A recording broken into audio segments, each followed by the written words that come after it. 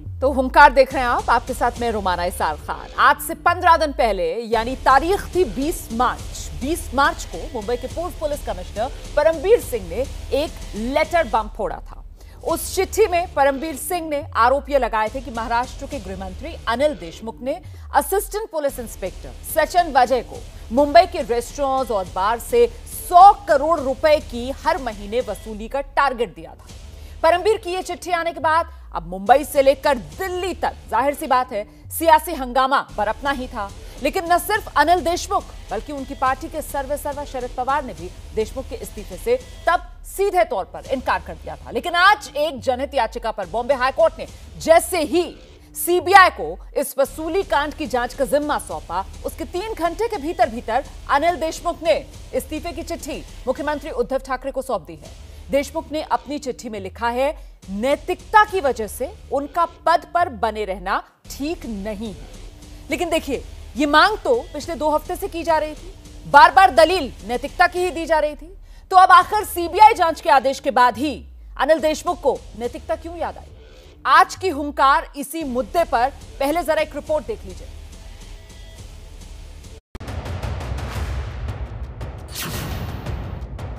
कि मिस्टर अनिल देशमुख, ये मोगलाई नहीं है कि तुम लूटो और करप्शन करो। I have no comments to make on this. यह न्यायपालिका का फैसला महाराष्ट्र की वसूली सरकार को करारा तमाचा है। 100 करोड़ की वसूली के आरोप पर सबसे बड़ी दिक्कत में फंसने के बाद आज महाराष्ट्र के गृह मंत्री अनिल देशमुख ने आखिरकार इस्तीफा दे ही दिया। सीबीआई जांच के बॉम्बे हाईकोर्ट के फैसले के 3 घंटे के भीतर नैतिकता का हवाला देते हुए अनिल देशमुख ने अपना इस्तीफा मुख्यमंत्री उद्धव ठाकरे को सौंप दिया।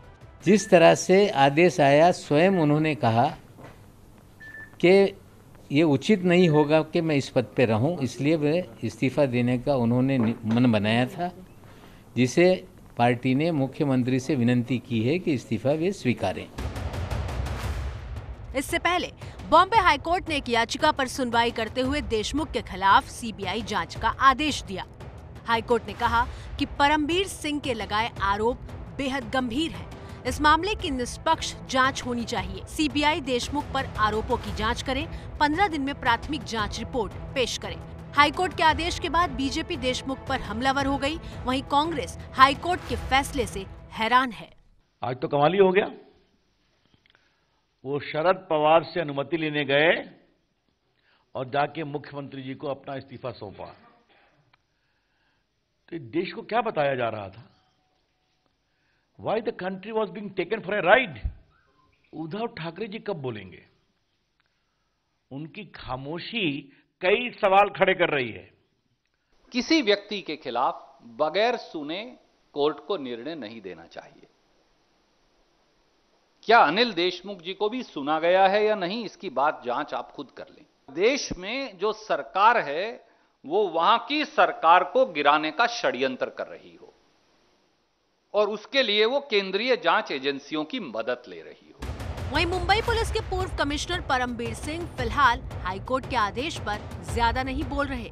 I will examine the judgment, but I have nothing to say. No comments. ये किसी से छिपा नहीं है कि सीबीआई की जांच से महाअघाड़ी को कितनी परेशानी है। यही वजह है कि महाराष्ट्र सरकार ने रिटायर्ड हाईकोर्ट जज से जांच कराने का फैसला किया था। लेकिन अब सीबीआई वसूली कांड में दूध का दूध और पानी का पानी करेगी।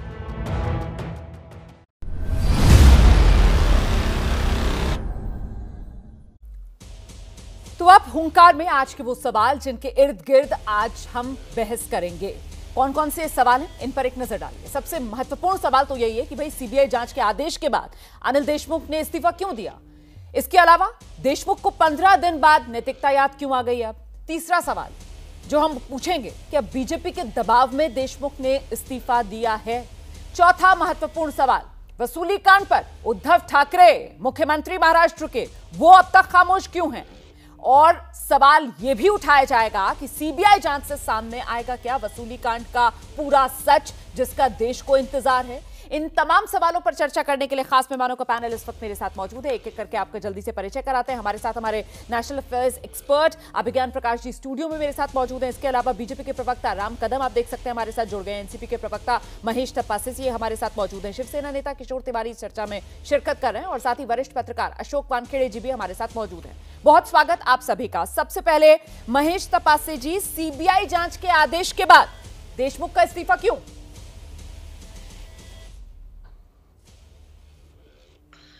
देखिए, सबसे पहले तो मैं आपसे कहना चाहूंगा कि माननीय मुंबई उच्च न्यायालय ने पूछताछ के आदेश दिए हैं।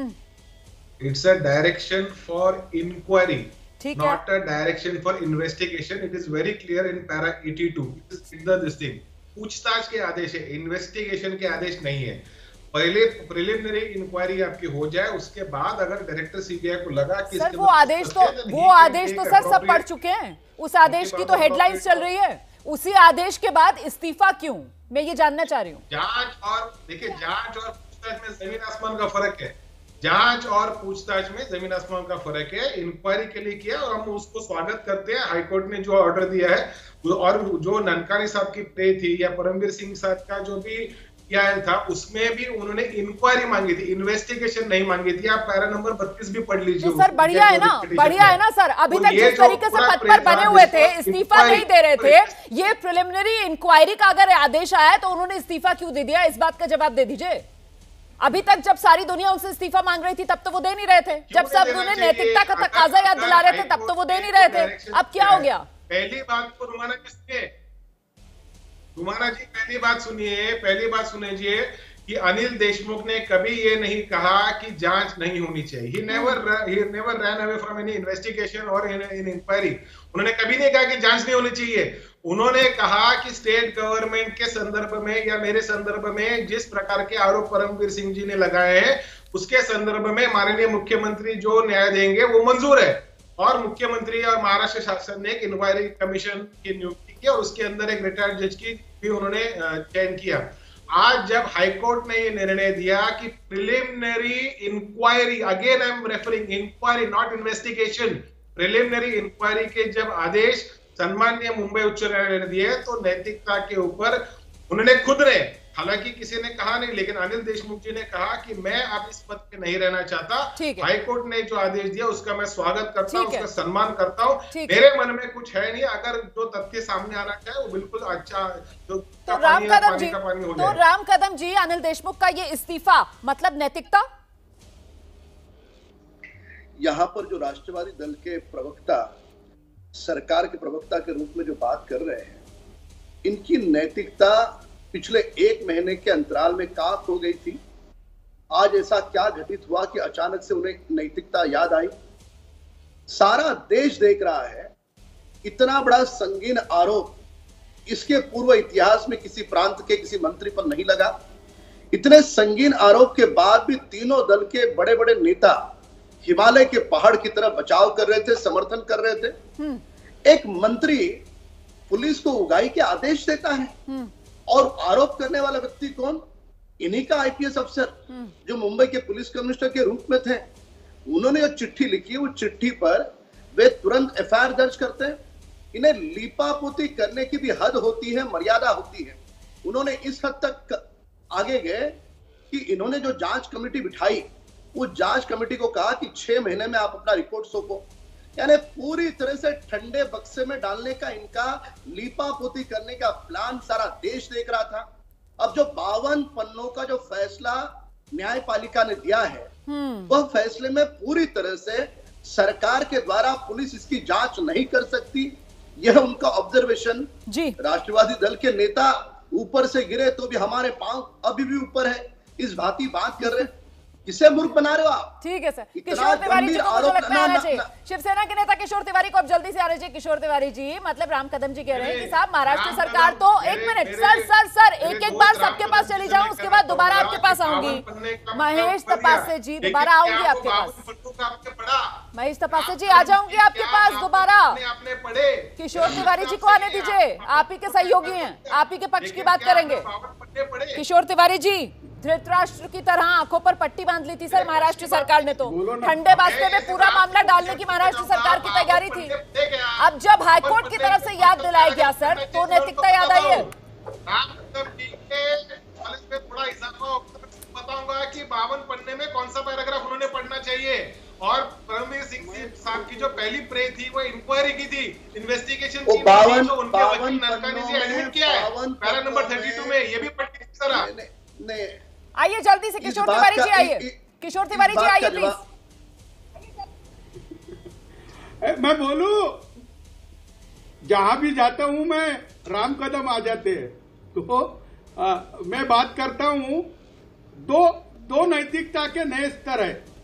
एक तो राइफल की खरीदी के भ्रष्टाचार के आरोप है, वहां कोई राजीनामा नहीं मांगता। और महाराष्ट्र में कोई भी आरोप सिद्ध नहीं हुए और राजीनामे पे राजीनामे ले रहे। और सुबह ही जब सीबीआई इंक्वायरी की ऑर्डर हुई तो मुख्यमंत्री ने कहा, पूर्व मुख्यमंत्री ने कहा कि नैतिकता के भरोसे राजीनामा देना चाहिए। अब नैतिकता के भरोसे राजीनामा दे दिया तो राजीनामा क्यों दिया? अरे ये तो उल्टे सीधे किधर से भी गिरे तो अपनी जीत बताते हैं। अरे कोई भी आरोप सिद्ध नहीं हुआ, उसके बावजूद भी आपके ही बोलने पे वो पद से हट गए हैं। आपके पास जो भी सबूत है वो लेके आइए और बताइए किसने इतने दिन कितने पैसे दिए, कौन वसूली करता था। नहीं सर मुझे लगता है हमें जरा सा मैं इससे पहले अशोक वानखेड़े और अभिज्ञान प्रकाश का रुख करूं। मुझे लगता है जरा जल्दी से हमें जितेंद्र दीक्षित के पास चलना चाहिए। मुंबई से इस वक्त हमारे साथ हमारे सहयोगी मौजूद हैं। जितेंद्र, महाराष्ट्र की सियासत के लिए आज का दिन बेहद महत्वपूर्ण है। ये नैतिकता को लेकर अब जिस तरीके की आर पार यहां पर देखने के लिए मिल रही है, भाई सवाल तो ये पूछा जाएगा कि हुजूर बहुत देर कर दी नैतिकता याद करते करते।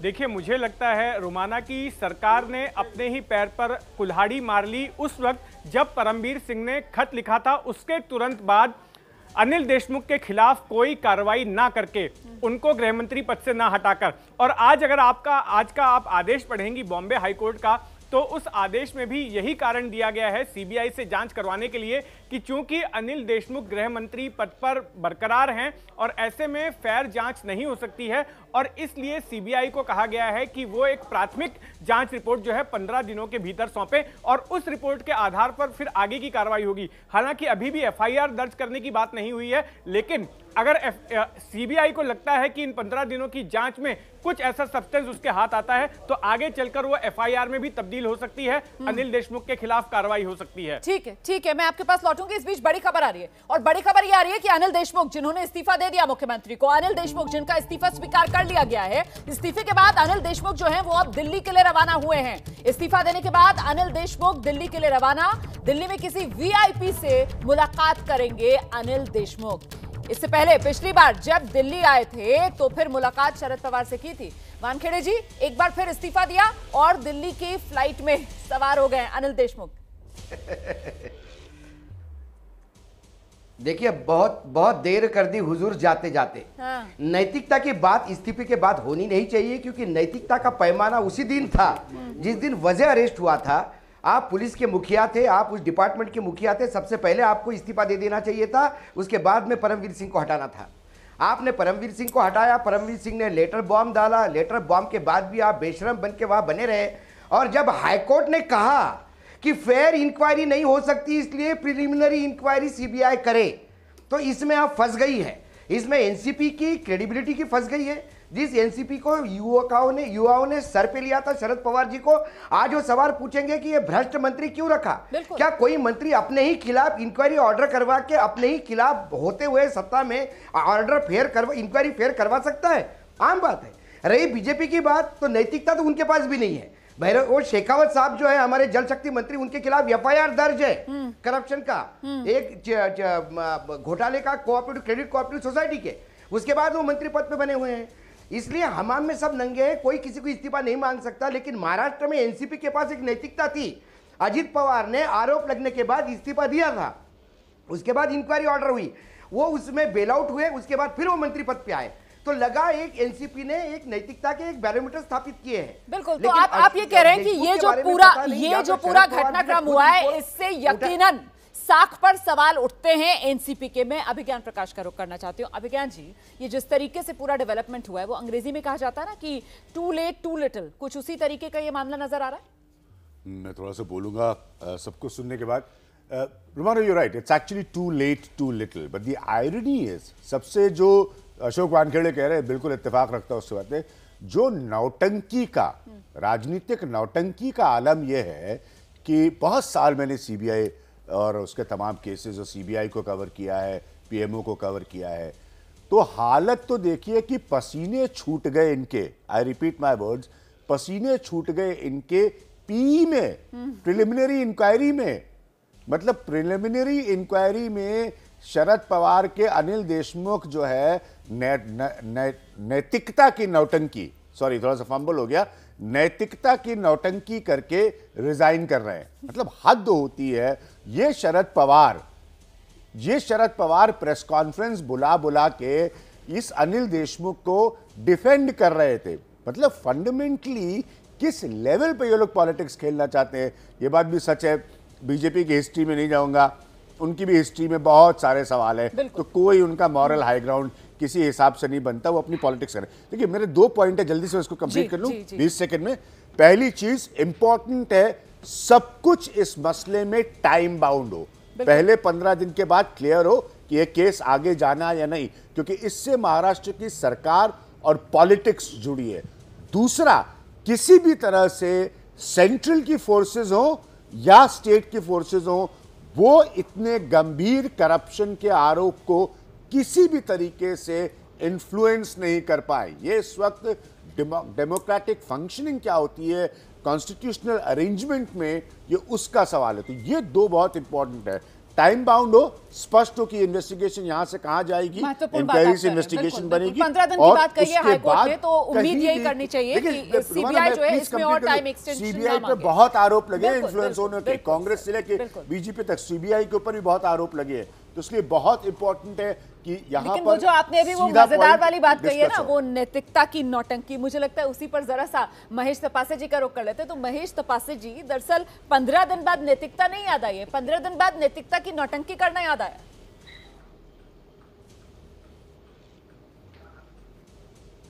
देखिए यहाँ पे जो भी न्यायपालिका है, न्याय व्यवस्था है, उसका आदर रखना हम सभी भारतवासियों का कर्तव्य। एक बार विषय न्यायपालिका में जाने के बाद अगर समझो सुप्रीम कोर्ट कहती तो भी कहते, अगर मैजिस्ट्रेट कहते तो क्यों करते, मुझे उसमें तो राय नहीं है। अनिल देशमुख ने कभी भी ये नहीं कहा कि जांच नहीं महेश तपासे जी, मैं आपसे ये जानना चाह रही हूँ सर कि नैतिकता तो सर अपने जमीर से आती है ना, नैतिकता की आवाज तो सर अंतरात्मा से आनी चाहिए ना, नैतिकता की आवाज तो सर अंतरात्मा से आनी चाहिए। नैतिकता की आवाज के लिए भी आपको हाईकोर्ट के आदेश का इंतजार हुआ, नैतिकता के लिए भी सर आपको हाईकोर्ट के आदेश का इंतजार करना पड़ा, और आप यहाँ पर बैठकर बचाव कर रहे हैं सर अभी भी अनिल देशमुख का। इसमें से जो सच बाहर आएगा, सच बहुत ही चौंकाने वाला होगा। रुमाना जी, जो सच बाहर आएगा, इट विल पजल एवरीबॉडी, सबको चौंकाने वाला सच और झूठ जब बाहर आएगा तब आएगा सर। अभी तो सवाल ये है सर कि नैतिकता तो सर कम से कम अंतरात्मा से आनी चाहिए थी। नैतिकता के लिए भी आपको हाईकोर्ट के आदेश की जरूरत पड़ गई, नैतिकता याद दिलाने के लिए भी हाईकोर्ट के आदेश की जरूरत पड़ी सर। नैतिकता तो कम से कम अंतरात्मा की आवाज सुनकर इस्तीफा दे देते।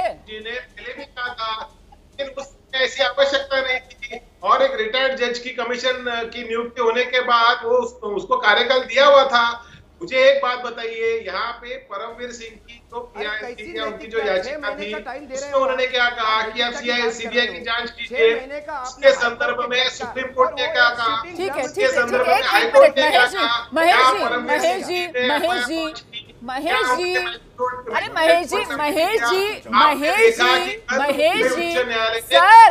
सर आप अकेले नहीं है यहाँ पर, 1 to 1 नहीं चल रहा है मेरा आपके साथ। बाकी 4 मेहमान भी आपका इंतजार कर रहे हैं, बाकियों को सुनने के लिए भी आप यहाँ पर हैं, सिर्फ अपना भाषण देने के लिए नहीं है। मुझे आपकी वरना आवाज कम करानी पड़ेगी, प्लीज जरा सुनिए भी ध्यान से। आपने यहाँ पर जो इतनी बातें कर दी हैं, अशोक वानखेड़े जी आइए, जल्दी से जवाब देना चाह रहे हैं। अशोक जी आइए प्लीज। सवाल नहीं, सवाल ये है, ये कौन सी नैतिकता है कि मैं गृह मंत्री बना रहूंगा और मेरे खिलाफ भी एक हाईकोर्ट का रिटायर्ड जज इंक्वायरी करेगा? मैं बैठे हुए मेरे एक सिटिंग गृह मंत्री के खिलाफ इंक्वायरी, ये कौन सी नैतिकता है भाई? ये महाराष्ट्र के इतिहास में कब हुआ? नए पैमाने स्थापित कर रहे हैं एनसीपी महाराष्ट्र में भ्रष्टाचार के, और ऊपर से कह रहे हैं आप कि नैतिकता के दुहाई दे रहे हैं।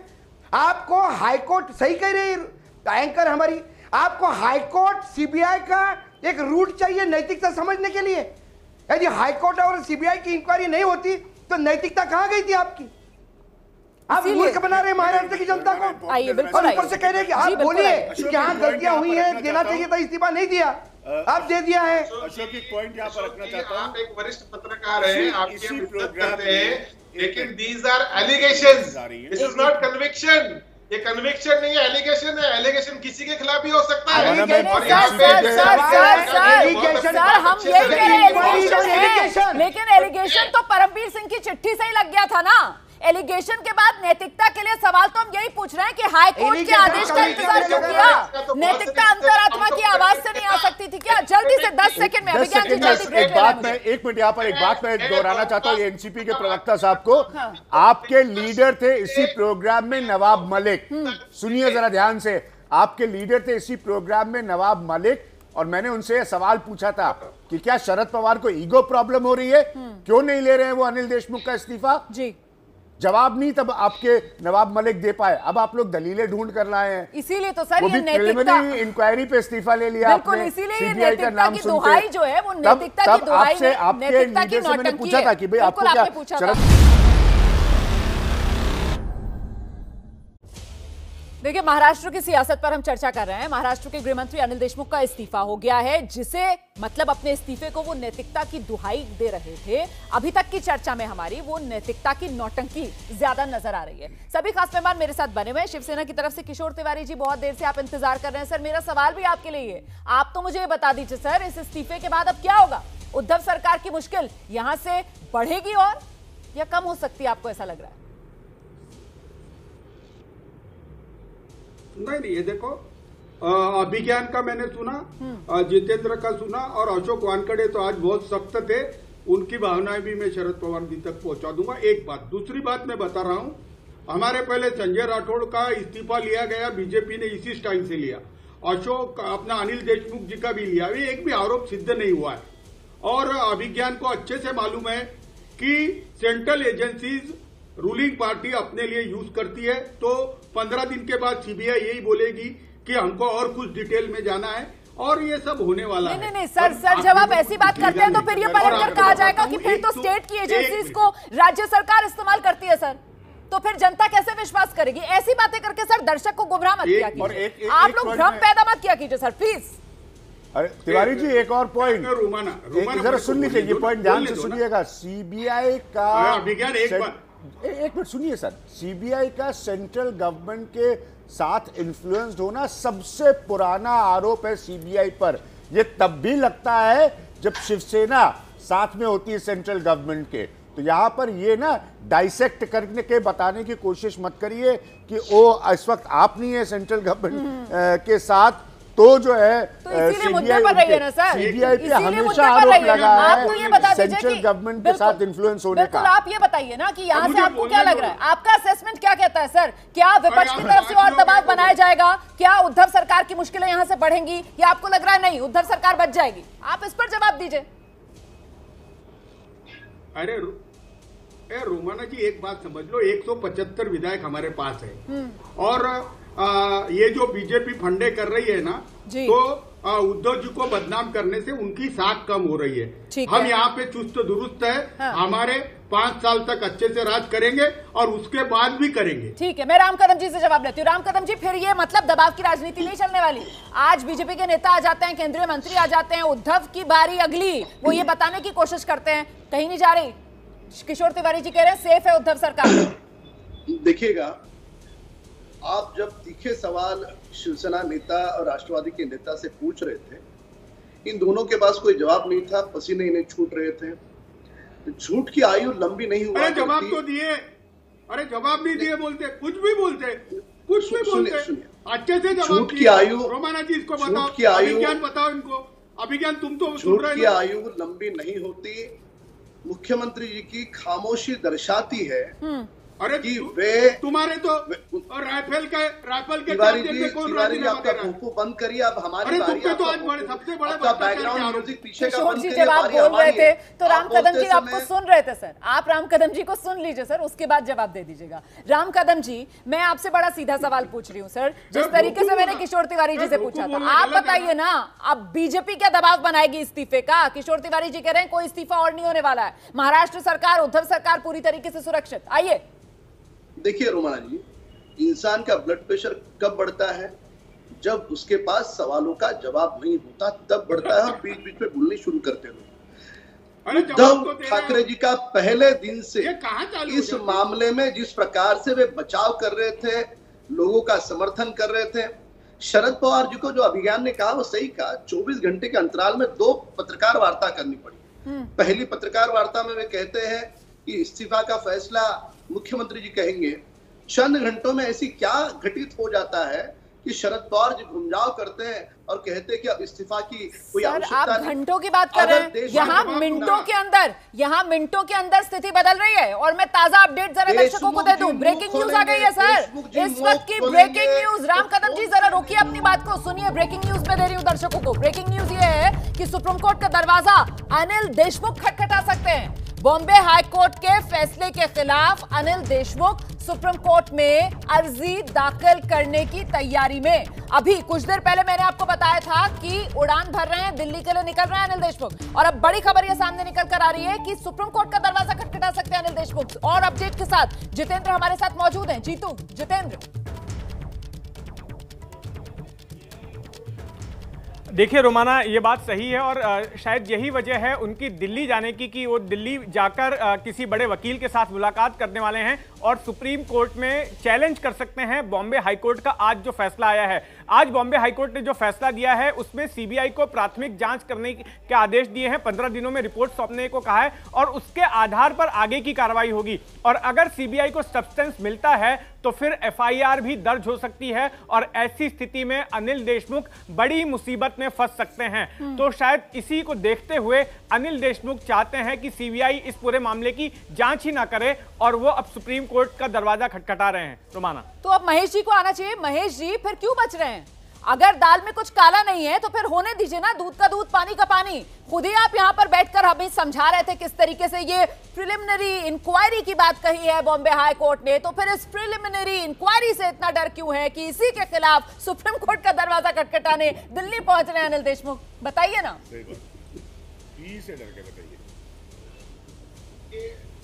हमारी भारतीय राज्य घटना ने सबको अधिकार दिए हैं, ठीक है, कौन से किसने कौन सी कोर्ट में जाना चाहिए, हाई कोर्ट में जाना चाहिए, सुप्रीम कोर्ट में। अगर परमवीर सिंह जी के पास कुछ अधिकार है तो वो अधिकार देशमुख जी के पास भी है, वो अधिकार आपके पास भी है और इस पैनल पे जितने सारे हम लोग बैठे हमारे पास भी है। सो अगर अनिल देशमुख जी, अभी मैं जानता नहीं हूँ क्यों जा रहे हैं दिल्ली, अभी जो आपके चैनल पे सुना वही मैं अभी सही मानूंगा कि अगर वो सुप्रीम कोर्ट जाके अपना एक लेजिटिमेट राइट को एक्सरसाइज करना चाहते हैं सर ये वाला जवाब सुनने के लिए थोड़ी हमने एनसीपी के प्रवक्ता को बुलाया था। ये जवाब तो सर मैं भी दे सकती हूँ, अभिज्ञान प्रकाश भी दे सकते थे, ये जवाब तो अशोक वानखेड़े भी दे सकते थे सर। जल्दी से 10 सेकंड में सबको बता दूं, इंपॉर्टेंट पॉइंट है कि जब Paramvir when he went to the Supreme Court of India, जब वो सुप्रीम कोर्ट गए तो सुप्रीम कोर्ट ने क्या कहा कि अनिल देशमुख के केस में भी हो सकता है देश की सर्वोच्च अदालत से कि आप जाइए वापस बॉम्बे हाई कोर्ट। बिल्कुल, तो ये इसलिए ये कोई स्टेपल फॉर्मूला नहीं है कि आप सुप्रीम कोर्ट पहुंच गए और देश की सर्वोच्च अदालत जो है आपके लिए कोई रिलीफ मैकेनिज्म तैयार करके दे देगी। बिल्कुल, आइए जल्दी से अशोक वानखेड़े जी। एक मिनट और सेक्रेटरी, एक मिनट, देखिए यदि वो सुप्रीम कोर्ट उसके बाद आपके पास आऊंगी महेश जी, वानखेड़े जी को सुन लीजिए, उसके बाद आपके पास दाल में कुछ काला है, इसका मतलब दाल में कुछ काला है, इसका मतलब दाल में कुछ काला है, क्योंकि इसके पीछे एक ही कारण हो सकता है, वो चाहते हैं कि राज्य में ही इंक्वायरी हो, उन्हीं के द्वारा सेटअप इंक्वायरी सिस्टम में वो खुद बेल आउट हो। ये पूरा एक षड्यंत्र के तहत अपने आप को बेल आउट करने का प्रयास कर रहा है और वो वजह का बली जाएगा। सवाल है, महाराष्ट्र पुलिस में करप्शन है और करप्शन नीचे से लेकर ऊपर तक है, संतरी से लेकर मंत्री तक पैसा जाता है और ये उस पॉलिटिकल पार्टी को फंडिंग भी होता है जिसका गृह मंत्री होता है। महाराष्ट्र की जनता आंखें बंद करके नहीं बैठी है। अब सीबीआई इंक्वायरी होने दीजिए। यदि आप पाक साफ है, यदि आपका कोई एक पैसे से लेना देना नहीं है, तो दूध का दूध पानी का पानी हो जाएगा। अभी तक हाईकोर्ट के डिसीजन में विश्वास रखने वाली एनसीपी अभी क्यों डर रही है सीबीआई से? बताइए। अभी तक बॉम्बे हाईकोर्ट के फैसलों पर पूरा विश्वास था, लेकिन अब प्रिलिमिनरी इंक्वायरी, मतलब फर्क बता रहे थे यहाँ पर बैठकर महेश तपासे जी जांच और प्रिलिमिनरी इंक्वायरी में। महेश तपासे जी सीबीआई की प्रिलिमिनरी इंक्वायरी से क्यों डरे सर? क्यों डरे पी से अनिल देशमुख? महेश जी, महेश जी क्यों डरे? महेश जी क्यों डरे? महेश जी क्यों डरे अनिल देशमुख? महेश जी क्यों डर गए अनिल देशमुख? इसका जवाब दीजिए सर। सर पी से क्यों डर गए? और राम कदम को मैं बताना चाहूंगा कि सुप्रीम कोर्ट में जब परमबीर सिंह की याचिका आई, that time Anil Deshmukh was not made a party. इसके ऊपर ऑब्जेक्शन भी सुप्रीम कोर्ट ने लिया। Now that he has been made a party, high court ने अपना जजमेंट दिया और उन्होंने अपने गृह मंत्री पोस्ट से इस्तीफा दिया। Free to approach the higher court. तो डर किस बात? ठीक है, आइए राम कदम जी, जल्दी से आइए राम कदम जी आइए। तो फिर इस्तीफा क्यों दिया? यदि आपको सुप्रीम कोर्ट जाना था तो फिर इस्तीफा क्यों दिया? वो कौन सा इस्तीफा नहीं देते, सुप्रीम कोर्ट जाते। सर एक एक करके राम कदम जी जल्दी से आइए। राम कदम जी आइए। देखिए, बुनियादी बात यह है, अगर कर नहीं है तो डर किस बात का? अगर डर है तो स्पष्ट है कुछ ना कुछ कहीं ना कहीं दामन गंदा है। और दागी दामन और दागी चेहरा इन तीनों दलों का, महाराष्ट्र की सरकार का, सारा देश देख रहा है। दिन दहाड़े जिस प्रकार की ये पूरी साजिश हुई, और ये साजिश होने के बाद भी मुख्यमंत्री बच नहीं पाएंगे। 25 अगस्त को जो रिपोर्ट सौंपा है रश्मि शुक्ला जी ने, जिसमें पूरी तरह से वसूली का मामला, 230 दिन के बाद भी उद्धव ठाकरे जी खामोश क्यों है? चलिए सर, अब मामला जो है वो सीबीआई के हाथ में चला गया है। सीबीआई प्रिलिमिनरी इंक्वायरी करेगी। और वहीं दूसरी तरफ बड़ी खबर यह भी मिल रही है कि अनिल देशमुख साहब जो हैं वो सुप्रीम कोर्ट का दरवाजा खटखटा सकते हैं, बॉम्बे हाई कोर्ट के सीबीआई को, इस पूरे मामले की पी जो प्रिलिमिनरी इंक्वायरी की जिम्मेदारी दी गई है उसके खिलाफ।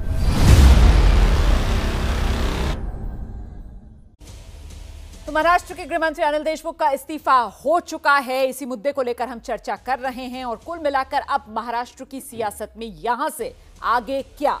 अभिज्ञान, मैं आपसे समझना चाहती हूं कि सियासी बिसात महाराष्ट्र की आगे और कौन कौन से मोहरे अहम रह सकते हैं? देखिए, ये बड़ा अच्छा सवाल है, क्योंकि सब कुछ अल्टीमेटली दो एस्पेक्ट है इसके।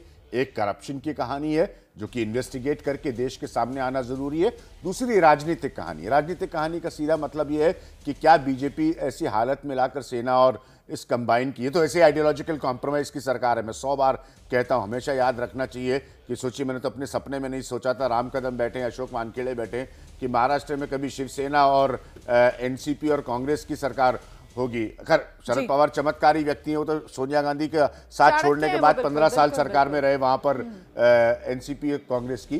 तो अल्टीमेट पॉलिटिकल पॉइंट तो क्या ये सरकार रहेगी या जाएगी, अब ये देखना इंपॉर्टेंट है। मैं पहले भी कह चुका हूं, आज फिर अपना जिसे कहते हैं स्टिकिंग माई नेक आउट, गर्दन बाहर निकाल के कह रहा हूं कि सरकार कॉम्प्रोमाइज पे बनी है, सरकार बनी रहेगी। हालांकि एम्बैरेसमेंट बहुत है इस सरकार की। अशोक वानखेड़े जल्दी से सर। मैं बिल्कुल मैं अभिज्ञान जी के साथ हूँ। ये सरकार बनी रहेगी क्योंकि ये सब खाने वाली सरकार है। एक में का सहाय करूँ अवघे धरू, जल्दी से राम कदम जी, लेकिन ये जो इस्तीफा हुआ ये मोरालिटी पे नहीं हुआ। सिर्फ 10 सेकंड मेरे पास। राम कदम जी, इतने घिनौने आरोप लगने के बाद इस सरकार को पल भर भी पद पे रहने का अधिकार नहीं है। मुख्यमंत्री सर हो गया सर, नैतिकता की दुआई देकर एक इस्तीफा तो हो गया है। अब आप छोड़िए इस बात को।